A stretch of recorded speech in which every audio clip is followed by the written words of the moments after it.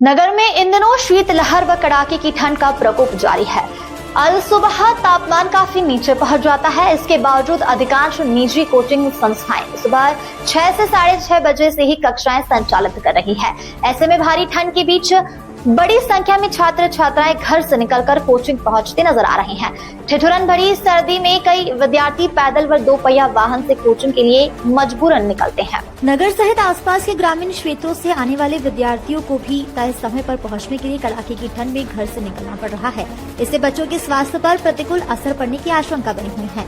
पालकों का कहना है कि कोचिंग संचालन मौसम की परवाह किए बिना अल सुबह कक्षाएं शुरू कर देते हैं। यदि वे इसका विरोध करते हैं तो बच्चों की पढ़ाई प्रभावित होने का डर बना रहता है, इसलिए मजबूरी में कुछ नहीं कह पाती। वहीं स्थानीय रहवासियों का कहना है कि इतनी भीषण ठंड में बच्चों का सुबह सुबह बुलाना गैर जिम्मेदारी है और ऐसे कोचिंग संचालकों पर प्रशासन को कार्रवाई करनी चाहिए। नगर में संचालित कई कोचिंग संस्थान शासकीय रूप से पंजीकृत है या नहीं, इसकी कोई स्पष्ट जानकारी उपलब्ध नहीं है। यदि बिना रजिस्ट्रेशन के कोचिंग संचालित की जा रही है तो यह गंभीर लापरवाही है। नियमों के अनुसार बिना शासकीय अनुमति किसी भी शैक्षणिक संस्था या कोचिंग सेंटर का संचालन प्रतिबंधित है। इसके बावजूद कई कोचिंग धड़ल्ले से चल रही हैं। वहीं कोचिंग संचालक से बात करने पर उनके द्वारा किसी भी सवाल का उचित जवाब नहीं देकर गोल मटोल जवाब दिया गया है। संबंधित विभाग में ब्लॉक शिक्षा अधिकारी रामलाल चौहान जी से फोन पर बात की गई तो उन्होंने कहा कि ये मैं नहीं देखता हूँ, जिला शिक्षा अधिकारी महोदय के अंडर में ये सब आता है। जब उनसे संपर्क किया गया और उन्हें सूचित किया गया तो उन्होंने बात को टालते हुए कहा कि प्राइवेट कोचिंग में नहीं, सहायक आयुक्त महोदय के अंडर आता है। वहाँ भी ऐसा ही जवाब मिला और अब यह सवाल पैदा होता है कि प्रशासन की मिली भगत है या फिर कोई राजनीतिक दबाव। कोई कार्रवाई होती है या नहीं, या यूं ही अवैध कोचिंग संचालित होती रहेगी। नमस्कार, मैं प्रभु रणसोरे, आप देख रहे टीवी। फिलहाल हम मौजूद है खरगोन के गरई में। जिले के राजा कहे जाने वाले कलेक्टर के नियमों की खुलेआम धज्जियां उड़ाते हैं कोचिंग संचालक बिना रजिस्ट्रेशन के चला रहे हैं कोचिंग।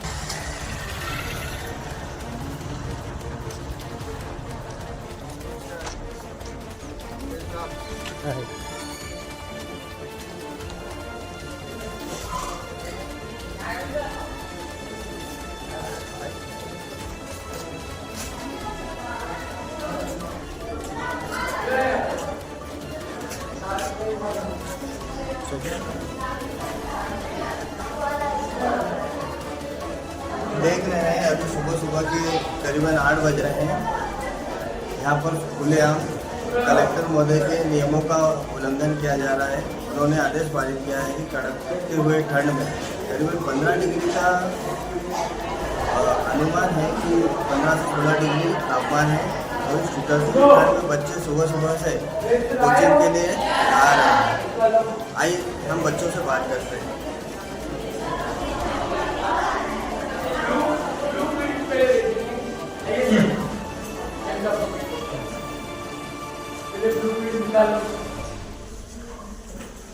हम अभी फिलहाल कैसी क्लासेस करई में उपस्थित है।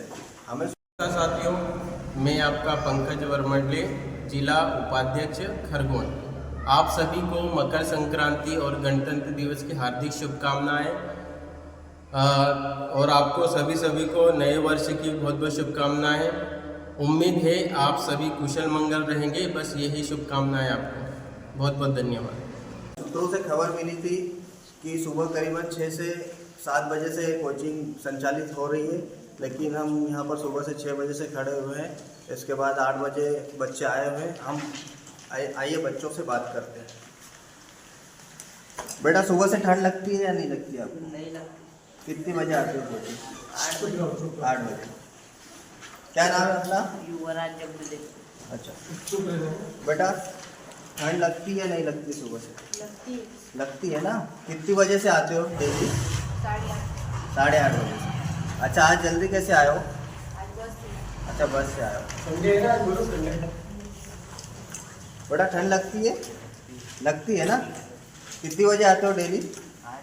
8 बजे। डेली कितने बजे आते हो? रोज कितने बजे? डेली 8:30। 8:30 बजे। आज 8 बजे आए हो। क्या नाम है? अच्छा, ठंड वंड लगती है बेटा? ठंड लगती है ना। ठीक है, आइए देखते हैं। अपन इधर बच्चियों से बात करते हैं। बेटा, ठंड लगती है? ठंड लगती है आपको? बेटा, ठंड लगती है? बेटा, ठंड लगती है? आप लोग चाहते हो कि कोचिंग कितनी बजे संचालित होना चाहिए? आप लोगों को ये पता है कि कलेक्टर महोदय का आदेश है कि 9:30 बजे से पहले कोचिंग या स्कूल संचालित नहीं हो सकती। उसके बाद में 15-16 डिग्री के तापमान में इतनी ठिठुरती हुई ठंड में आप कोचिंग में आते हो, ये आप लोगों को पता है? पता है। पता होने के बाद आप कैसे नियमों का उल्लंघन कर रहे हो? आप अपनी स्वेच्छा से आ रहे हो या आपको बुलाया जा रहा है? 8 बजे आते हो ना रोज, बताओ ना। कितने बजे आते हो बेटा? 8:30 बजे। कितने बजे आते हो बेटा? 8:30। ठंड लगती है आप लोगों को? हमारे बच्चों से बात करने के बाद हम इस निर्णय पर पहुंचे हैं कि बच्चों को ठंड लगती है और आप। मैं कैलाश लोकड़े, जिला कार्यवाहक आम आदमी पार्टी से। मैं संक्रांति की और नए साल की सभी जनता को, मध्य प्रदेश की को मैं तहे दिल से शुभकामना देता हूं और आने वाला वर्ष सभी के लिए अच्छा रहे, यही मैं शुभकामना करता हूं। आपको ये पता होना चाहिए कि जिले के राजा अर्थात कलेक्टर महोदय के नियमों का खुला उल्लंघन किया जा रहा है। शिक्षा विभाग के आदेश अनुसार 9 बजे से पहले स्कूल प्राइवेट हो, सरकारी हो, शासकीय हो या कुछ भी हो, आप संचालित नहीं कर सकते। लेकिन हम यहाँ देख सकते हैं कि ऐसी क्लासेस जो करई का है विदाउट रजिस्ट्रेशन के कुछ चंद पैसों के लिए बच्चों के जान के साथ खिलवाड़ कर रहे हैं। हम यहाँ पर आइए देखते हैं, कोचिंग संचालक महोदय से बात करते हैं कि ये किस हिसाब से कोचिंग संचालित कर रहे हैं।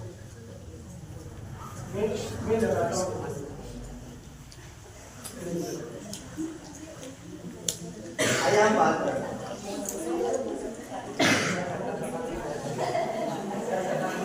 सर शुभ नाम क्या है आपका? कृष्ण चंद्र पाटीदार। अच्छा सर, ये जो कोचिंग संचालित हो रही है किस हिसाब से हो रही है सर?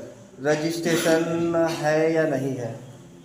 सर ये गांव का स्कूल है या गांव का कोचिंग है। हाँ। ग्रामीण क्षेत्र के बच्चे पढ़ने आते हैं।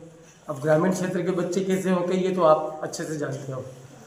जिन बच्चों को जो डाउट रहता है उस डाउट के पर्पज से आते हैं अधिकांश बच्चे। तो भाई हम लोगों को ये चीज़ समझ में नहीं आ रही, स्कूल में ये चैप्टर कठिन लगा, तो हम लोगों को आप ये समझा दो। कंटिन्यू रेगुलरली तो होता नहीं है। उसके बाद भी एक कोचिंग संस्थान सिर्फ सेवाओं के लिए है, आप किसी से भी इसका फीडबैक ले सकते हो। सिर्फ ग्रामीण क्षेत्र के जो गरीब घर के जो बच्चे हैं उन लोगों को एजुकेशन में वो भी डाउट सेशन के जितने भी चीज़ें जो चीज़ समझ में नहीं आती उस चीज़ों को क्लियर कराने के लिए रखते हैं। रही बात आप जो बोल रहे हो ठंडी का, तो पिछले कई महीनों से इनसे पूछो कि जो बैच लगती है वो 8:30 बजे से लगती है। जब 8:30 बजे का बोलते हैं तब बच्चा 8:30 पौने 9 तक आता है। और संडे के दिन देख लेते हैं कि यार संडे आज छुट्टी है तो बच्चा 8 या 8:30 के समथिंग, यानी 8:30 के पहले कोई भी बच्चा नहीं आता है, जिस हिसाब से जो ठंडी है वो। और अभी पिछले 2 महीने से ये रेगुलर सिस्टम लेट हुआ है।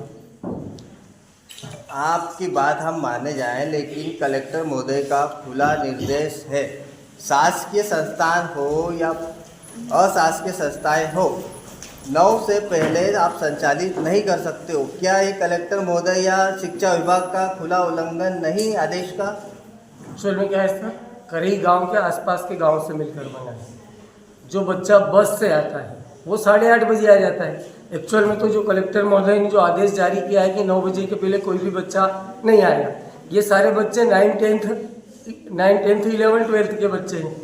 8th से छोटी क्लास के बच्चे होते हैं तो उनको अपन 10 बजे भी बोल देते हैं। अब ये बच्चे 9th से ऊपर वाली क्लास के बच्चे हैं और जो बस वाले बच्चे हैं वो सब 8:30 बजे आते हैं। बाकी जो 8:30 बजे से आ जाते हैं वो बैठ के यहाँ पढ़ते हैं। बाकी क्लासेस तो 8:30, 9 बजे से ही शुरू होती हैं सर।